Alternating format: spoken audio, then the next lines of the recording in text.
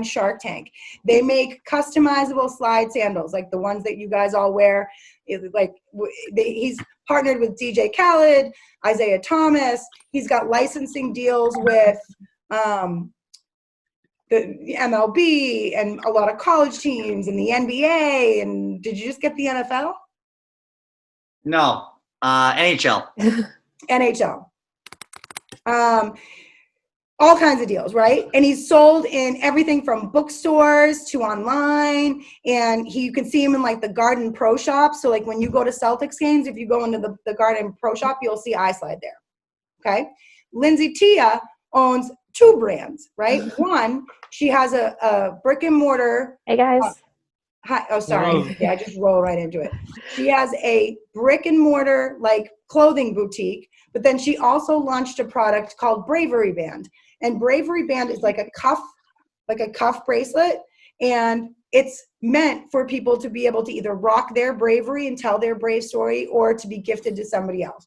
She has also been able to kind of shift her channels, right? So Bravery Brand was sold at one point in May. Ryan! Oh my God, that's not our Ryan. But if our Ryan jumps in at this point, then class is over, because that means we have reached the pinnacle of everything good. Ryan, how are you? That's okay. So Lindsay has hey! This is so great. Fucking awesome. So Lindsay has sold Bravery Band not only online on her own store, but in her store, but also in places like Macy's. Okay. You Ryan, told me about Bravery Band. You have one? Mm-hmm. Oh, I thought you had one. I thought that you told us about them. I did. You're 100% right. We talked about them in the distribution lecture.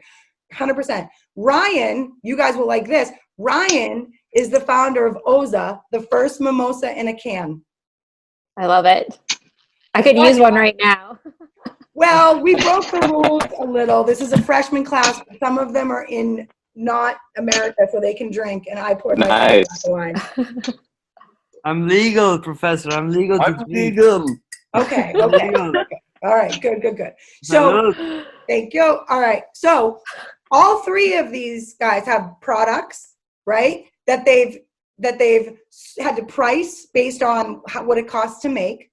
They've had to identify distribution channels, and they've had to promote their brands. So I thought it would be awesome to kind of have them come on, and I'll go through the 4 Ps, and they'll talk about their product, what affects their pricing, what distribution channels they've chosen that have worked for them, and how they promoted it, but also how that's changed with everything.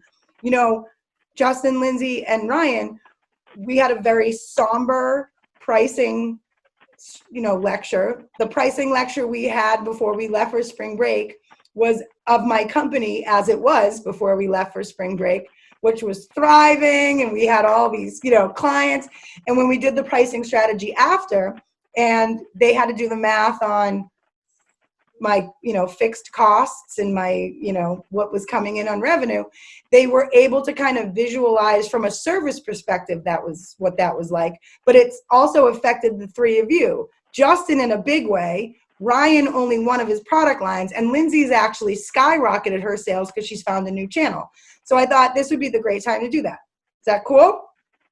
So if it's all right with Ryan and Justin, when I bring up a topic, I think we should let Lindsay go first, because ladies first. Sid, what do you think of that strategy? Sounds good. Okay. All right. So we talk about the first P in our class, which is product, right? And how we design products to fill a need or want, right?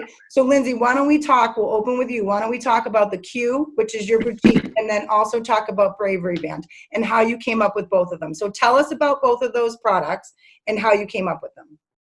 So, hi guys. I actually started selling handbags when I was in 2013, right out of college. And we got really well known for this original bag, the Bravery bag, that started our career. And it got to the point in 2017 where I either took a lot of investment into handbags and really skyrocketed this Bravery bag that we were teamed up with the military with and all sorts of people, or I pivot and kind of do something else. And I realized that I didn't want the lifestyle of the handbag business. I wasn't sure if I could get the return on it.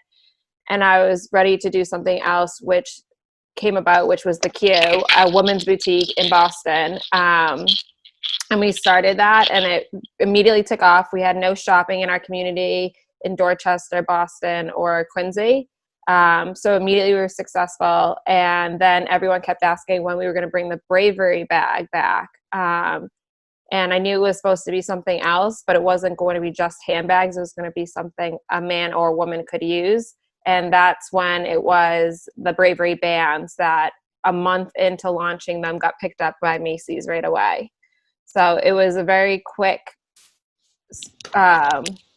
cyclone of events that happened, from opening the Q to launching the Bravery brand to being in Macy's on a national scale, and then so much in between all of that.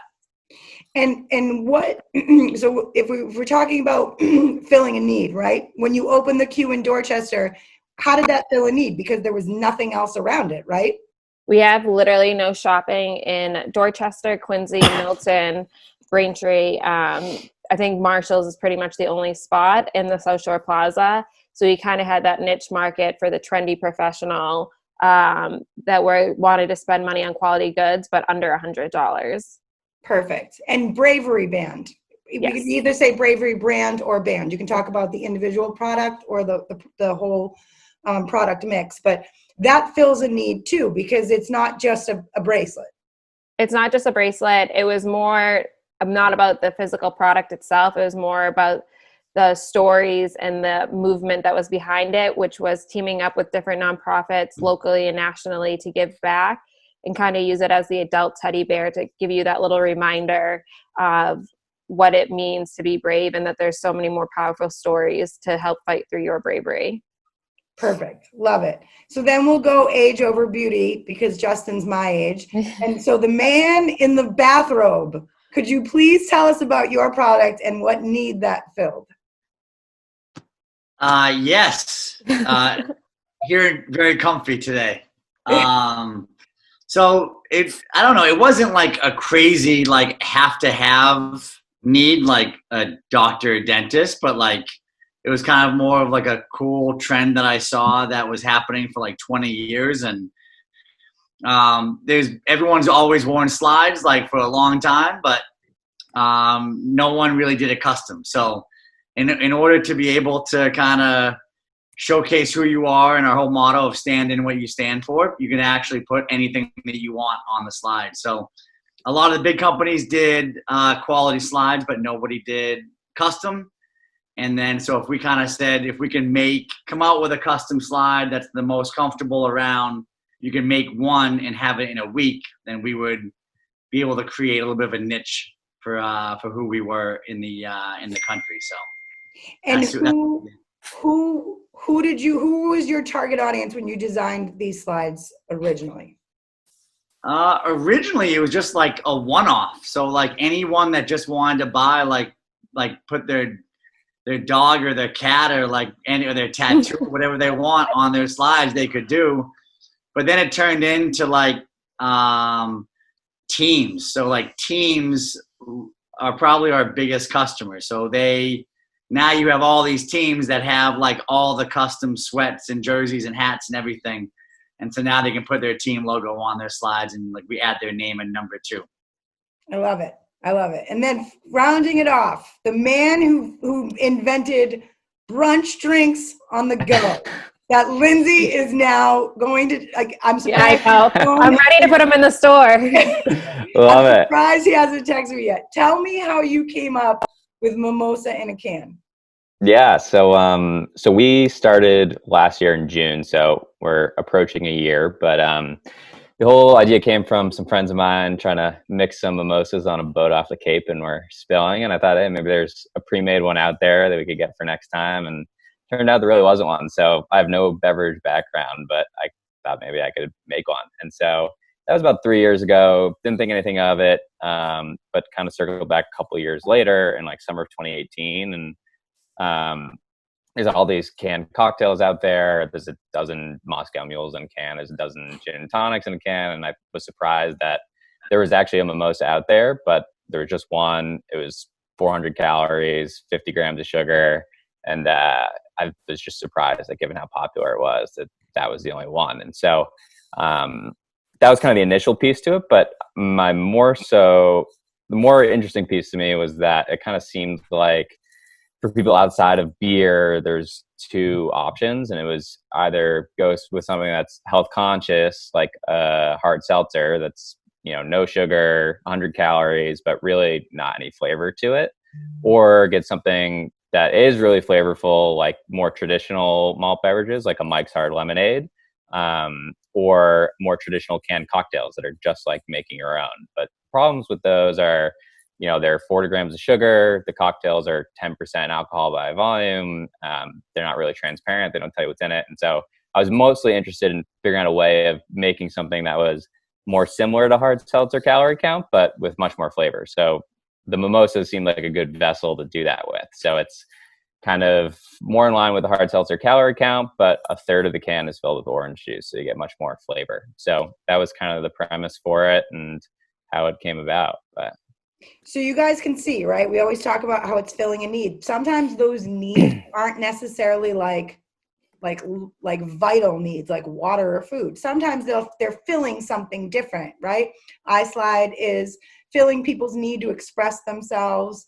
Lindsay's filling people's needs to dress a certain way and look a certain way and have a certain image. And Ryan is filling a need of, we need to get drunk while on a boat without spilling on ourselves.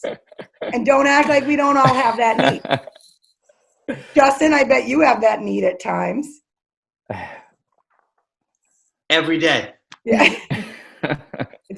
I guarantee you more people would love mimosas in a can these days, considering that's all we're all doing is drinking ourselves like into tears, except for Lindsay. Lindsay's going to the bank every day. I'm at the post office like 3 times a day. I'm going to wind up with Corona any minute. So those were your initial product lines. But when we talk about the product mix, you guys, remember it includes different product lines. So you've all expanded your product lines to carry other things. So we'll start with Lindsay. What other product lines other than Bravery Band, or even the Q, like you carry other product lines other than just say clothing or the Bravery Band? Yeah. So at the boutique, we are a full built women's boutique carrying all sorts of various vendors, anywhere from young professional, which is young contemporary, to women's sizing, accessories, wine glasses, shoes, and we get them from all sorts of vendors. So it's not my brand. However, if we open back up, we will be having our own line with our own private labeling, but it's not our designs, it's our label on other vendors' clothing. Okay. And Justin, even though technically like we could count your robes and we could count your socks or whatever, but the interesting expansion for your product was in your licensing deals, correct? Yeah, I think so. I mean, so we came out with one model slide. We went higher priced to reach like boutique business, and then we went lower price to be able to handle like mass retail. Coming out with socks, so that's coming out. It was supposed to be yesterday, but that's now heavily delayed. But also, there's different types of iSlides now. Yeah, I mean, I think one kind. What's that? I said there's not just one kind of iSlide anymore, right? There's now fur. There's you've actually introduced other product lines. Yeah, like 5 different types of slides, basically. And then, and then I think through the licensing deals, not even just like through sports, but even like we're getting much more into music licensing now. So, I mean, it's one slide, but the kind of the design possibilities are endless. So that's why we can kind of expand that way. Yeah.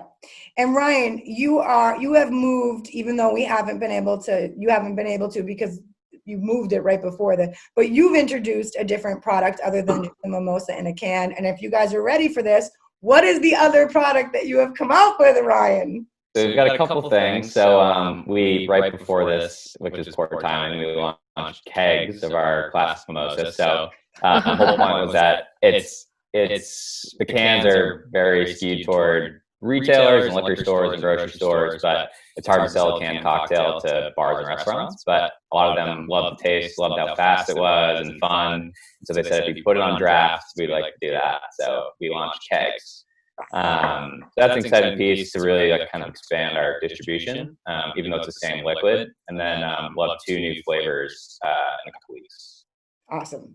So now we move on to the next, right, which is pricing. And this is kind of where we as a group get hung up. I'm horrible at stuff like this, but how did you guys figure out, if you guys can walk, and you don't have to give us numbers or anything like that, and it can be really high level, but like Lindsay, how did you figure out how to price the Bravery Band? Justin, how did you figure out how to price iSlides? And Ryan, how did you come up with your pricing strategy?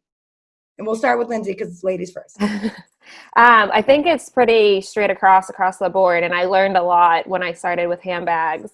More times than not, you're going to take your cost and do a 0.5, times 2 markup, which would get you your wholesale. And from there, you double up again and you get your retail. However, based on the product category, you can kind of play around with that. So sometimes, like with the Bravery Bands, especially when we had a give back percentage, I would look at the product, and coming from manufacturing, I would look and say, well, as a retailer and the quality on this and made in the USA, what price point would I as a consumer buy this for? And then I backed into it that way. So I started with, my retail is a lot higher than times two. And then I backed into that way. So we had a lot bigger margins, which made us more profitable. And Justin, how did you come up with the pricing strategy too? Because you did it a similar way, but you also had to include your cost of production versus, right?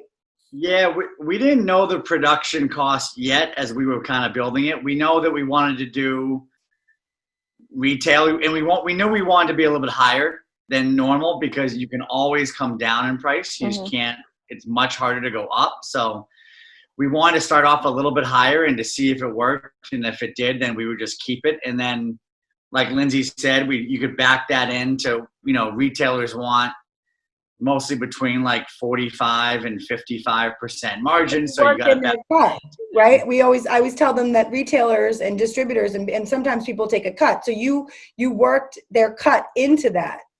Yeah. You have to think about, when we sell it directly to the consumer, like off our site, we're going to make a lot more than going through a retailer. So it's trying to find that balance between the two, but you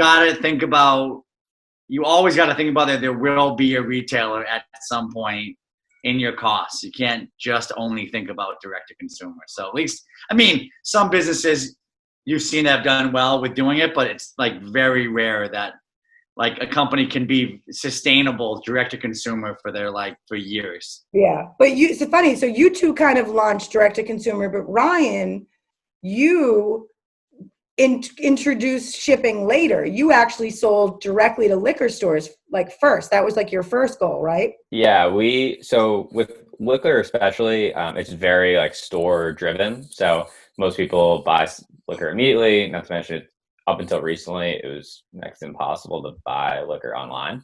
And so our pricing factored in a couple things. One is it's very price driven. You're next to the shelf. It's more or less commodities. So we had to be in line with whatever section we wanted to be with. And then we not only have to account for retailers, but with the way the laws are set up, we have to account for distributors too. So basically there's 2 people in between us and the consumer that take a cut, and each of them takes 30%.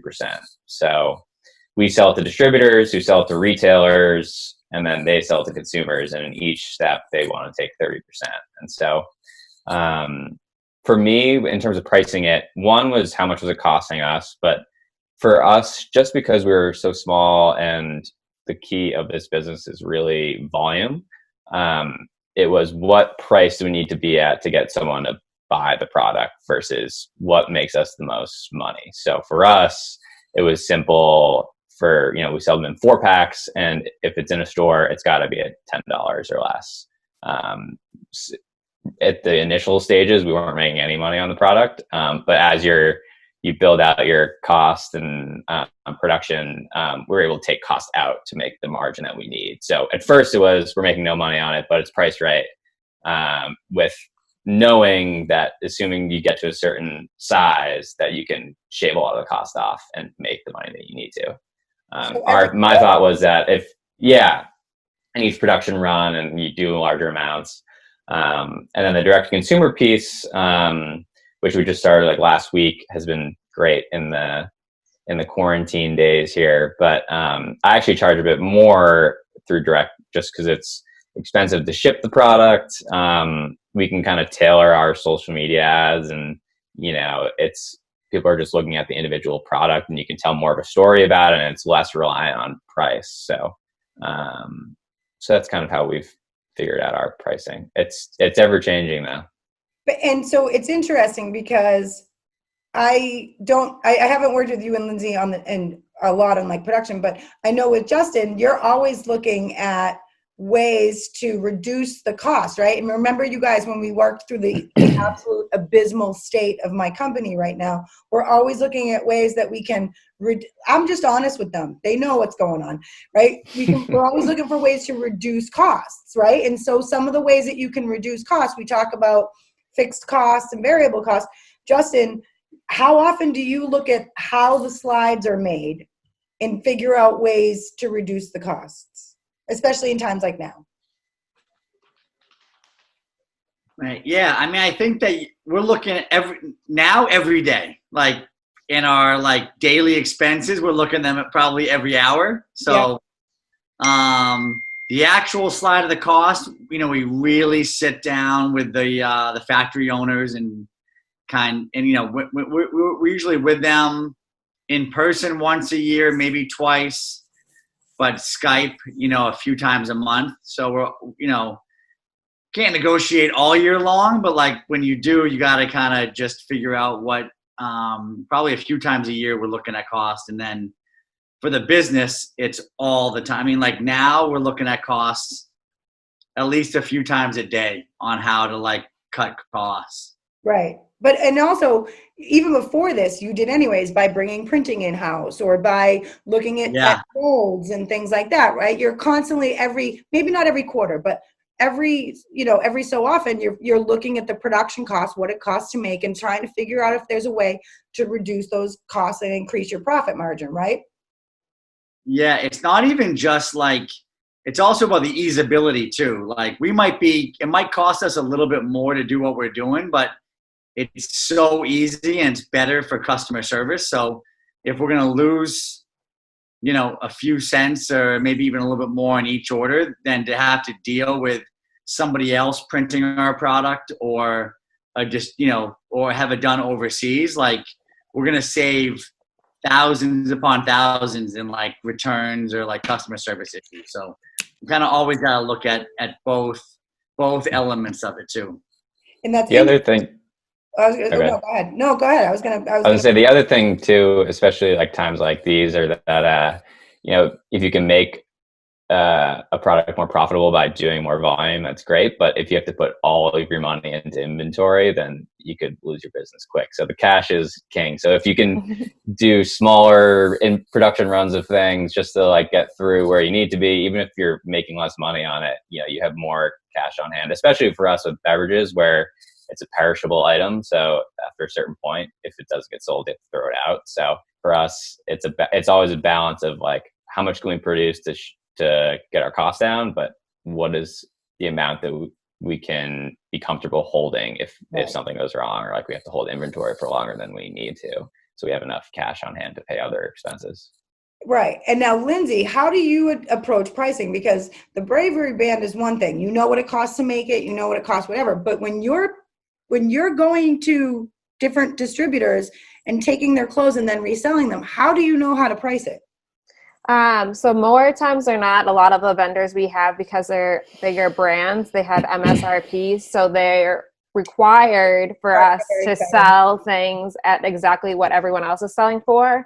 However, my trick of the trade was to go to manufacturer labels instead of labels, which you would see in Nordstrom's or most shops.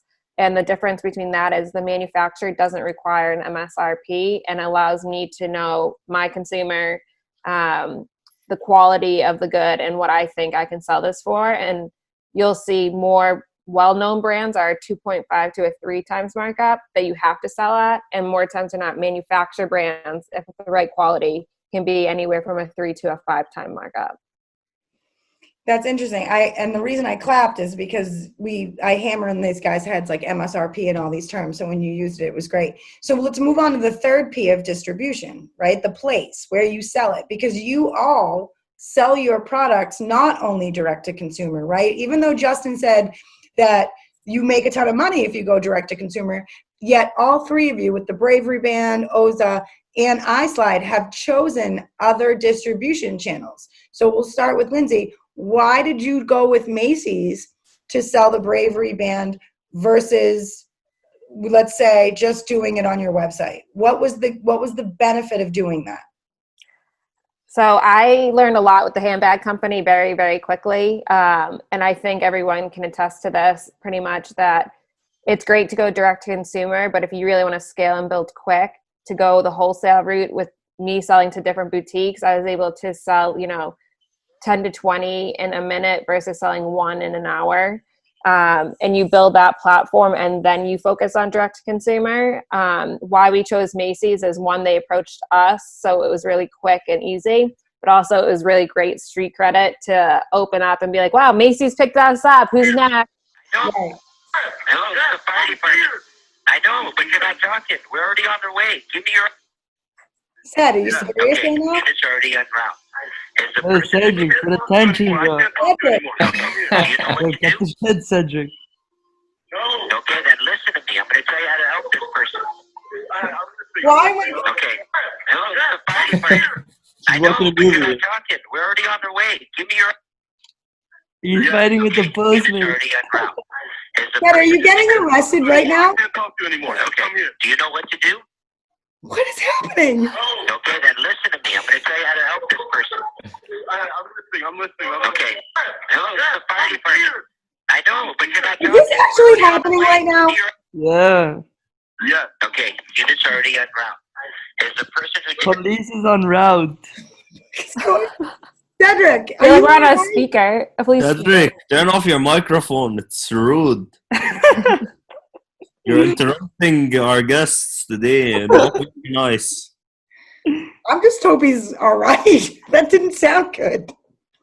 Now he's quiet. Shit, we lost one. All right, so that's an interesting, because Justin, you started direct to consumer, but then you introduced channels over time, right? And how have you picked them? Because you're in a ton of places now, right?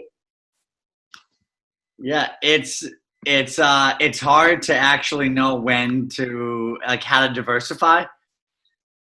Yeah, direct to consumer, you can make a lot of money, but you're like limited, like, with volume. So basically, how much of a pain in the ass are some of these retailers to deal with is like the amount of time you're going to put towards them. So if Dick's Sporting Goods is going to put it in like 300 of their doors, like, you can kind of put up with a lot of it all, and knowing that they are asking for everything. We're getting asked.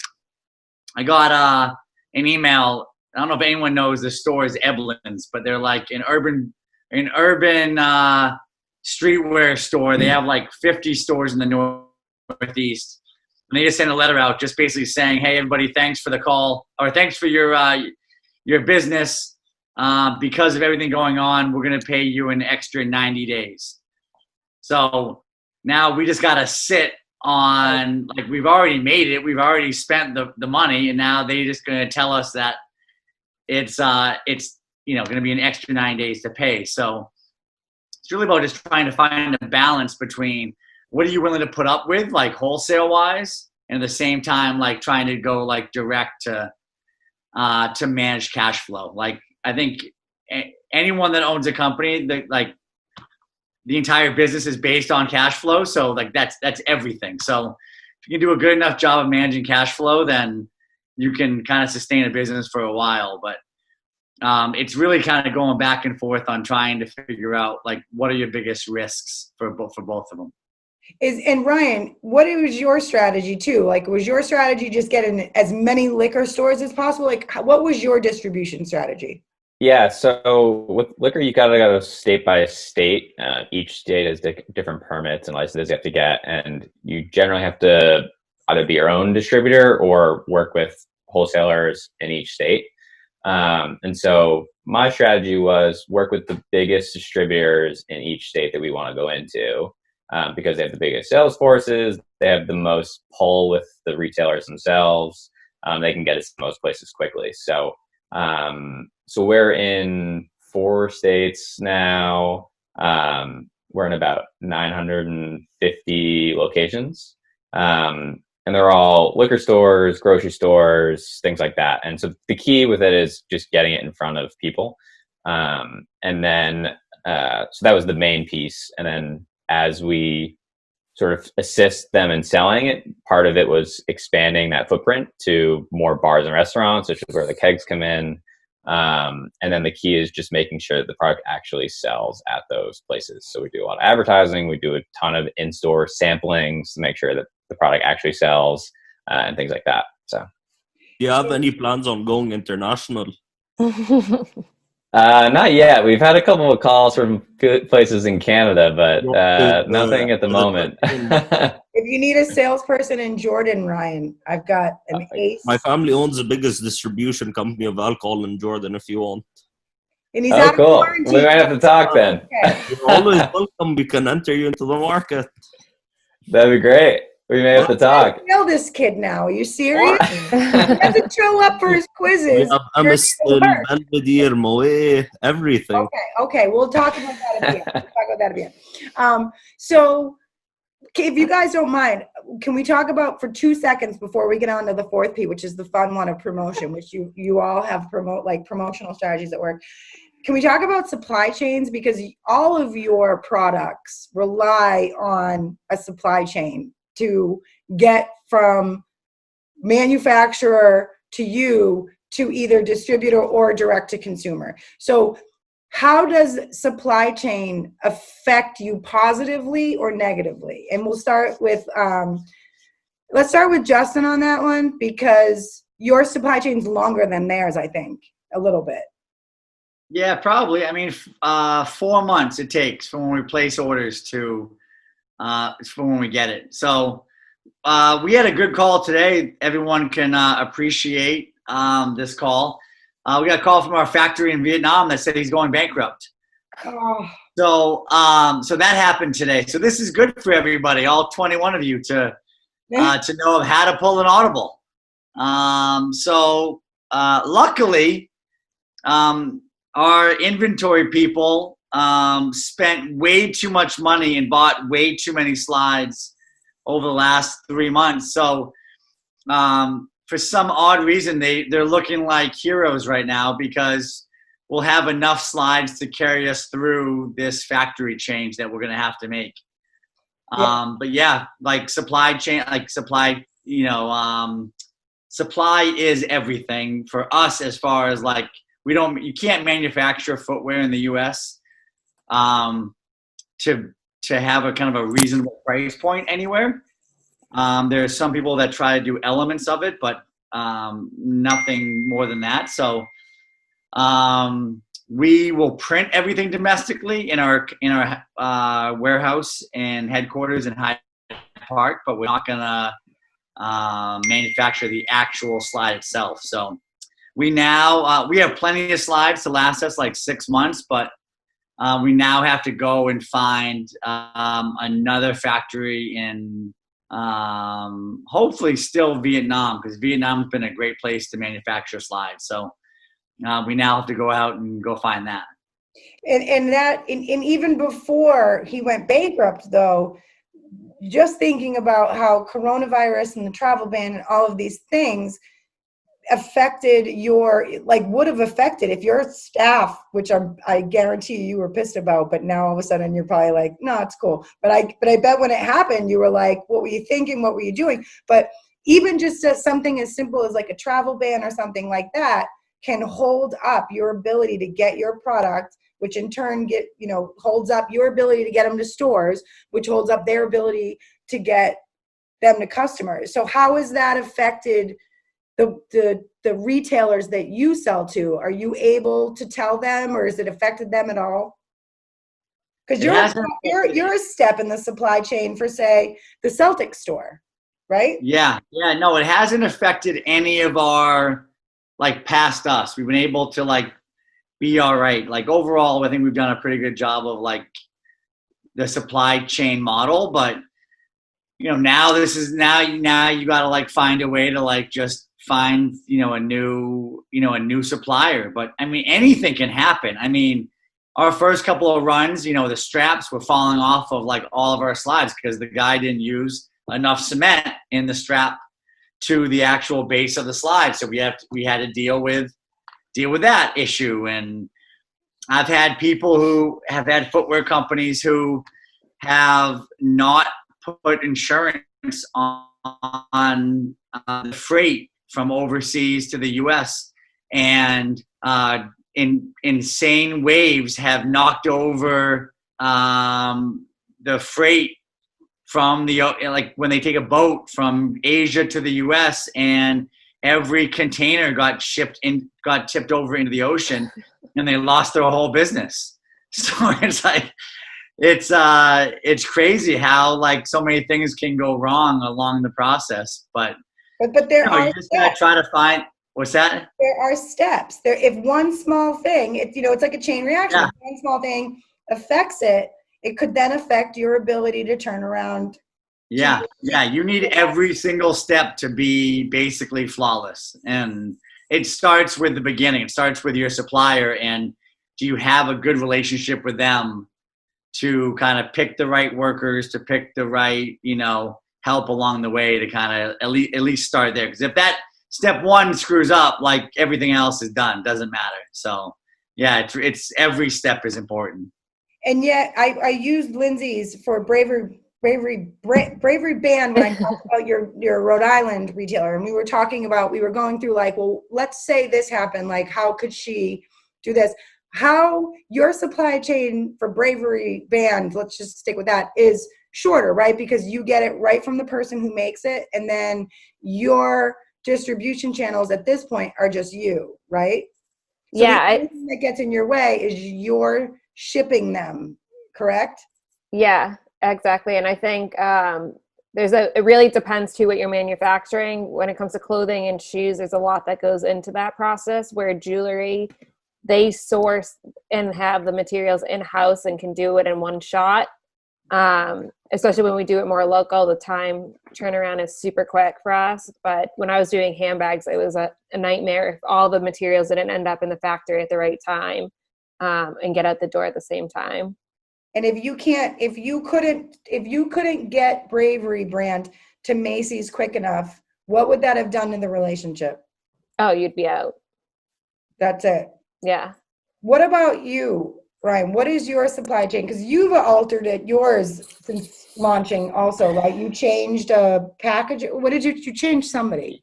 Yeah, so ours is set up where we have a manufacturer in the US, in New York, that makes it, but we source all the ingredients. So the cans, the orange juice, the wine, the packaging, and they basically use their labor and their facilities to make it. So one is a lot of moving parts. Two, it's a bit more complicated because it's stuff that's perishable. So the juice has to be shipped frozen. There's all sorts of liquor laws that come in with the wine. And we've changed how the process goes a bit. So we ran into a few issues in the beginning, which I won't get into, but we had to change the process and get it shipped somewhere else to fix it. And we ended up shifting our facilities to do it. And the part about supply chain with this which is a little bit different, is that you try and balance the amount of having enough to get into the market and not run out, but not have too much where if it sits forever, it goes bad and you have to dump it out, and you just kind of waste all the money there. So it's kind of a delicate balance of trying to project what you need and also trying to cut costs. So one of the big things I've been trying to do to save some money now is negotiate longer term contracts for the wine that we use, the orange juice, better pricing on our packaging and things like that. So it's kind of a never ending battle of figuring out how to streamline things and make things faster. You know, some of the ingredients that we use, you got to order it a month or two in advance. Some of them it takes 2 days. It's a big difference. So. All right, so we'll close with the fourth P, which all of you have very different. Well, actually, I wouldn't mind just really quick talking about Lindsay. You found success in one of your distribution channels for the Q because you can't physically open the store. So what did you do? You introduced a new distribution channel, which is actually like thriving right now, right? Yes, we have. We noticed in January when we were at Atlanta at the buying show that the factories all shut down for the Chinese New Year. And right in that same time, China got hit with Corona. And I remember probably a couple weeks into that, a few of my mentors sat me down and said, you really need to start a new plan because now China is shut down. Once China shut down, our vendors couldn't get their product that they were creating that we bought in Atlanta. So it was a trickle effect. Factories were closed, vendors weren't getting anything. China opens back up, then US has Corona now, so now our vendors shut down. And everything we had on order was for dresses for all these events that were about to be happening, and every event was getting canceled. So we took a step back and realized, well, everyone's going to be working from home and sitting on their couch. Let's change this and buy into athleisure wear and cancel every dress we have. And we literally had the last delivery to get out from the manufacturers, and in a matter of a week, we sold right out of all our athleisure wear. So you actually, by not only reducing your product mix, but introducing a new distribution channel, have been able to find a new revenue stream that you didn't, you had it a little. You had started launching it around Christmas, but it was very, very light. And now it's very, very heavy. And what has that been like for you?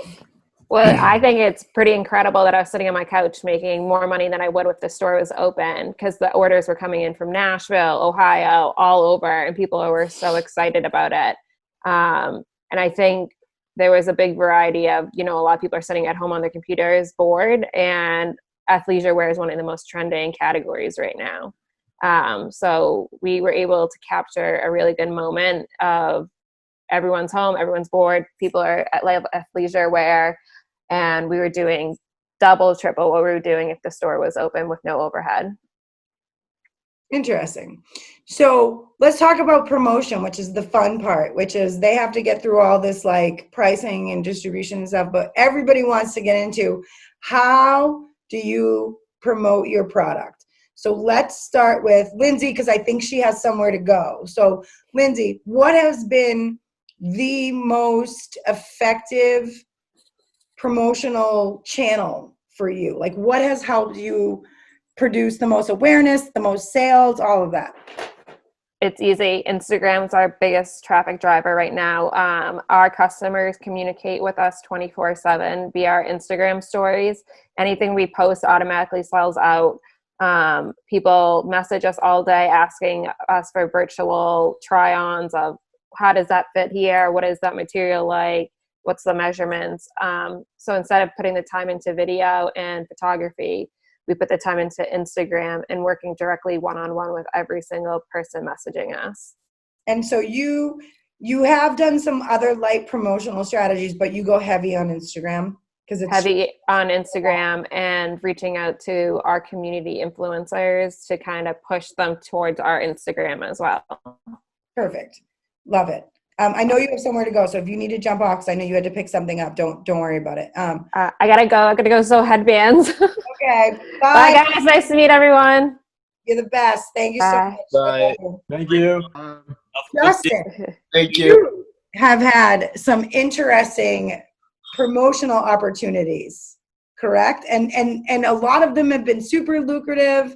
I mean, you have fully executed integrated marketing at its finest. You have multiple channels going right at one point. Tell me which ones produce the biggest spikes in sales and why. So I think you guys heard in the beginning that the motto of stand in what you stand for was all like was who we are. So instead of promoting the brand iSlide, it was almost promoting your brand. So whatever it was, or whoever it was that we'd partner with, we would want to help promote them.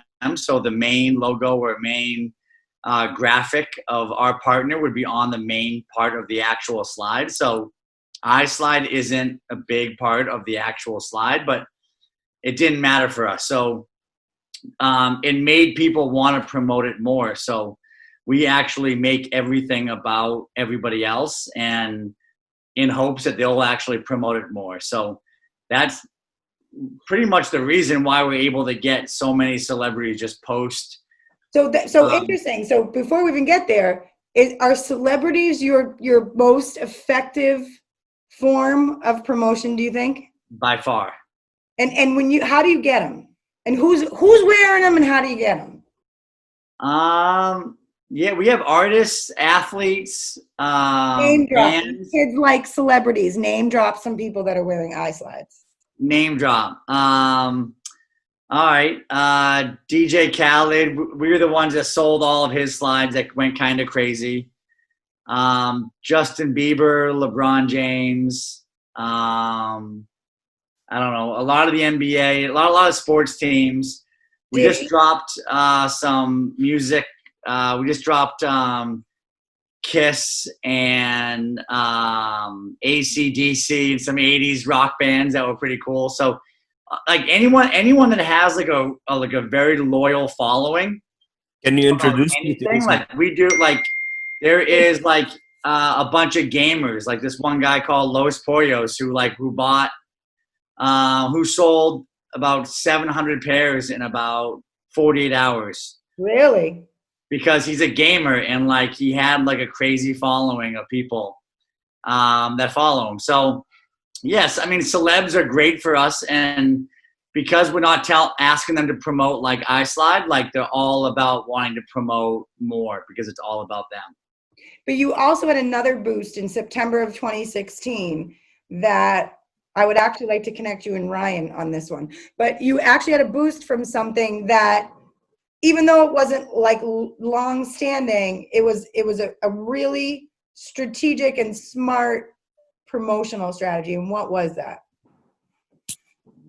So we went on Shark Tank with Antonio Brown.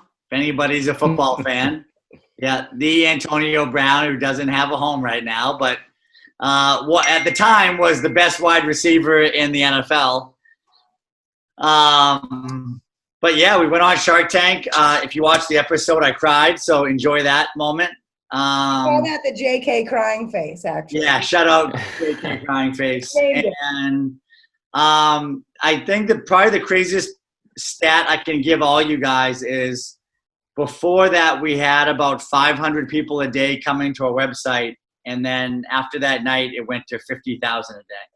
And has it prolonged? Like, do you still get traffic, and do you still get awareness, and you still get all of that from Shark Tank, even though it's been 4 years, or like it will be? Yeah, it's not 50,000 a day now, but like obviously, but like it's I mean, we're at about 2,500 to 5,000 a day now, and I think a lot of it was because of Shark Tank. Like it never really went down a crazy amount after that, so that was a big part. So it was terrifying to do, but it was definitely, like, from a marketing perspective, they say it's you know, I think they call it like a free $7 million commercial is what they call it. Interesting. Can I ask something? Sure. Yeah. You were talking about Shark Tank, and I've always been curious about this show. Let's say they don't give you the money you're asking for or whatever. Yeah. But you're still on the show. Your company's promoted. Does it still does it help you being on that show and just promoting your company without getting How serious were you about getting a deal? Is what like was it regardless of the deal, regardless of the money, was it still what you needed it to be? It was the greatest marketing campaign I think any company could ever ask for. Really? Did you get the money or no? He didn't. I didn't take the money. I would have taken the money. Like, I negotiated a deal, but like they didn't want to move off their valuation. So Yeah. I wasn't gonna just like give the company away. So, But it did good that you were on the show oh and yeah, everything. if you get aired and they Yeah. actually like the product, it will do very, very, very well. It's usually when, like, if the product sucks or I mean, even if it sucks, it still will actually sell pretty well. But if they like it, but they just don't like the valuation, which is like 90% of the products on there anyway, it still will do well. The hardest part is not only just getting on, but all, like, meaning like pitching them, Yeah. but you actually like pitch them the day before you go on with the Sharks. And like, if you don't do well in front of the producers, they send you home. If, you know, you can actually pitch the Sharks and have a great episode that what you think, and then it will never get aired on TV. So none of it matters unless you get put on TV. Like, all the other steps, Yeah. they don't matter unless you get put on it's TV. easy. You have to get on TV somehow. All right. So I also wanted to switch because Ryan, I think for you, what promotional strategies have been good? Because you mentioned things that they didn't mention, like point of purchase and customer, like how, because I know, Justin, that you do a little bit of that with like the garden store and stuff, but you rely heavily on in-store promotion. Yeah. So, I mean, up until like last week when this stuff was going on, we were really, all of our marketing budget. I mean, we've only been around for 10 months, so it's not like we've been doing things forever, but the best bang for our buck in terms of marketing and promotion was stuff in store, because that's where all of our sales were. So it was putting stuff in front of the shelves so people could read more about the product, putting things on the cooler doors in the liquor stores, putting posters in the windows if they'll let us, putting up displays if they'll let us, and then doing as many tastings as we can. So the tastings are basically us standing in a store for 2 hours and giving out free samples. And so we would do that like 20 of those a week. And so that was great. But then when the coronavirus stuff hit, it's all been shut off. So no tastings. We haven't gone into stores to visit. And so with smaller brands, that hurts. And so with the direct consumer piece now live as of last week, all of the marketing budget has gone to Instagram and Facebook ads, and the online sales, which was supposed to be a small part of the business in the grand scheme of things, is now driving most of it. And so we've shifted things, which is kind of good. It kind of learned by fire a bit and learn quickly, but that's kind of how things have shifted. That's typically how we've been doing our marketing, is really in store, except for now. But all right. So I am going to open it up, if that's all right with the two of you, if I open it up to questions, but because my group likes to talk over each other constantly. What do you mean? See what I mean? If you have a question, why don't you either put it in the chat, or you can raise your hand or something, so that we're just not all talking over each other. And actually, the first question was, Justin, how were your sales after Shark Tank? What was the percentage in revenue that came in from Shark Tank, the increase? I think, let me think. Ballpark. The percent increase was, I don't know. I mean, it had to be in the thousands of percent increase from what we normally get. So, I mean, it crashed our customizer for about 30 minutes. So that kind of hurt, but nothing crazy. I mean, there are some people who crashed their website for like a week. So, yeah, I mean, sales were like, they were insane. They were just like thousands at a time that were coming in. And the best thing about us is that it got re-aired. We launched on opening night, which was great, and then it got re-aired on Black Friday. So we ended up getting double the amount of sales on Black Friday than we did on like even in September. When it launched. So we got pretty lucky with that re-air date. But you can't. But that's, you guys. It's important for you guys to remember that you can't rely on the Shark Tank effect. Like when Justin went back at his 2017 strategy, he had to work into like the revenue that came in, that a big chunk of that came. So that's why it's not, you can't, which is what you guys are doing in the game. You can't look at your revenue from one quarter and expect it to automatically be the same the second quarter. There are factors that come into play, right? Yeah. All right, Mauricio has a question. Go, Mauricio. Yeah. I have a question for Ryan. Can I have some Sure. mimosa in a can? No. It's actually kind of serious. Oh, okay. No, for you sell the product online, no? You can. One of the ways you sell it is online. Yep. How do you need like a specific license to sell alcohol online, or? Yeah, so good question. So we have to work with we work with a fulfillment company that specializes in wine sales. So it's a wine-based product. So they have permits to sell product online to 46 states. So they have individual permits in each state to do it. So I can't actually ship it right from, our office or anything. It has to go through them because it's on their licenses. But there's some additional things too, like it has to be signed for by someone who's over 21 at the door. Otherwise it gets returned. There's like additional charges because it's alcohol and not just a general product. But there's things like that. Nice. I have a question also. Go for it, Talal. How do you prove that someone's 21? Maybe the doorman's over 21, but the purchaser isn't. Is that your That's- problem, Ryan? That's part of why we go through the fulfillment company, is that a lot of the liability goes on to them. But it is hard. You're not, I think what it technically has to be is that the person who paid for it, or the person who it's shipped to, and the name on the invoice or the shipping label has to be the person that shows their ID. So I think there's probably a bit of a loophole there and some things slip through, but it's generally on UPS and the fulfillment company to do it. But talking about variable costs, that variable cost of whatever that person is going to change, because as more states allow you to ship to them or whatever, that cost is going to go up, correct? So that cost is going to change one year to the other based on how many states you can ship to, or is it one cost to that one company? For us to ship through them? Yeah. So there's a few costs involved. So part of it is the shipping cost. So it varies by how far away you're shipping it to, and the weight of the product, obviously.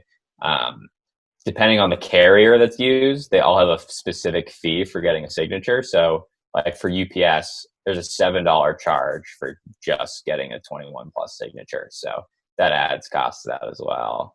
And then because we have to go through the fulfillment company, they have their own fees for actually packaging the product and shipping it out for you. And so, but a lot of that is dictated by volume too. So if we can, ship more product, we can get better pricing from them to ship it, things like that. But it kind of changes depending on where you are and things like that. So, and if the laws change, So Bailey had a question that for Ryan, but it also applies to Justin, because I know Justin does a lot of this too. When it comes to like the advertising, particularly probably more the social media advertising, but I think both of you do a little bit of affiliate and stuff like that here. Do you guys have in-house teams that do that and run the ads and create the ads and check the analytics and make sure they're working? Or are you guys using firms, like outside people? Justin, you can start if you want. Yeah, we do everything in-house. For us, it made more sense to hire somebody full-time to do it. Firms are fine, but they're also like worrying about other people as well. So like with things changing every day with digital marketing, we really wanted someone to be able to focus on our stuff all the time. Same with you, Ryan? So right now it's just me doing all of it. It's actually going to change a little bit. So we, firms are great, but one, they're expensive, and two is they've got other clients that they're working with. But we actually just confidentially, because it's not closed yet, but we just took an investment from a marketing firm that specializes in pairing brands with celebrities and influencers, and they're doing all of the work for free and investing in the company. But basically, they're going to take on a lot of doing that stuff for us, but without having to pay for it. So we'll see how that goes. But at the moment, it's me. So.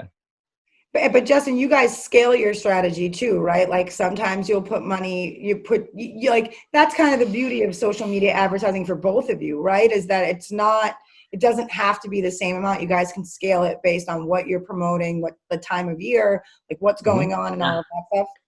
And a lot of it's trial and error too. Like, I just started doing social ads a week or two ago, and, I was doing a little bit of money at first to see what works. And then if you're seeing that you're getting every dollar marketing you do, you get 10 times that in sales, and there's no reason to go from $10 a day to $1,000 a day in marketing if it's gonna work. So that's the nice part about seeing all those real-time analytics on things, is that if it's working or not very quickly, versus more traditional advertising where you might not know for a month or two, or if it's all in-store sales, you don't know if it's really working for a while. And so it's much more real-time. Cool. All right. Does anybody else have any questions for either Ryan or Justin? You can use the chat, or you can call yourself out. I'm okay with it. All right. So I would like to ask a favor. First of all, thank you both for doing this. I totally appreciate it. I have seen a engaged group this evening, more so than every other week, and I always, Professor, always. Of course, we're the best. You are the best. Listen, I love you guys more than anything, and that's why the next thing, what I'm going to ask them to end with before they go and leave us be, I want each of you to give a piece of advice. It doesn't have to be about business. It could be about life. Give my kids, these kids that have my heart, give them a solid piece of advice to aid them in their futures. Justin, I'll you first. You want me to go first? Yeah. Sure. Well, I wish I could do this like 3 weeks ago before like all the coronavirus stuff hit, and I probably would have had like a very inspiring speech for you all. But I mean, I think we're dealing with a crazy time right now. So I mean, if you want advice, it's just I think in order to be successful in life, I think you have to be able to adapt. And as we get through these next 4 weeks, 8 weeks, 12 weeks, whatever it is, I think the entrepreneurs and the businesses and the teams that can adapt through all of this are going to be the ones that can get through it and then even stronger on the other side. But no matter what kind of comes your way, if you take it and you have other ways of dealing with it, like blaming or coming up with excuses or anything like that, like it will never win in business. It will never win in life. So always own it. You can create your own path and just try to adapt as much as you possibly can. That was great. That was awesome. All right, Ryan, you get to close before you guys get to go off the nights and have your drinks and hang out in your robes. So I think one thing that I've learned is that two things really that kind of go hand in hand is one is you got to be confident in whatever you're doing, even if you don't have it figured out. And two is that you don't have to have everything figured out before you do something. I still don't know a lot about this business and I'm learning as I go, but it's not a reason to not go into it. I think if you have conviction in something that you can do it, there's probably never going to be a right time to jump into something. So if you're confident in yourself and that you can learn about it or find the right people to do it, then you should go for it. So. Wow, that was great advice that they needed, because they all need to adapt and they all need to remember that they don't need to have it figured out. Something I've told separately to some of them. You gotta risk it to get the biscuit. Yeah. What does that even mean, Mauricio? You gotta risk it to get the biscuit. It's true. Did you think my class was going to be anything different than what the No. Not at all. Does it make sense of why I might have been chosen for this group? It's like I keep calling us the Mighty Ducks because I feel like I'm Gordon Bombay and I was the right fit for this group. Bombay. Well, listen, I'll let you guys both go about your night. Thank you so much for zooming. Thank you. I totally. Yeah, thanks for having us. See you guys. Good luck. I want the two of you to connect now that you guys have email and stuff. So you guys Yeah, we will. connect because I think Ohza would be great for Shark Tank, and I think Ohza slides would be killer. Slides Sounds and good. balls go well. All right, Yeah. you guys can jump off. I'm going to talk to my kids. I appreciate you. I'm thinking of you. You guys know I'm available to you. Anything you need. Sounds good. Thanks, Kim. Thank you, Professor. No, you're You're not the best, leaving yet, Mauricio. We still have fun. Mauricio, we are staying. No, bro. Bye, Justin. Bye, Talal. I mean, bye.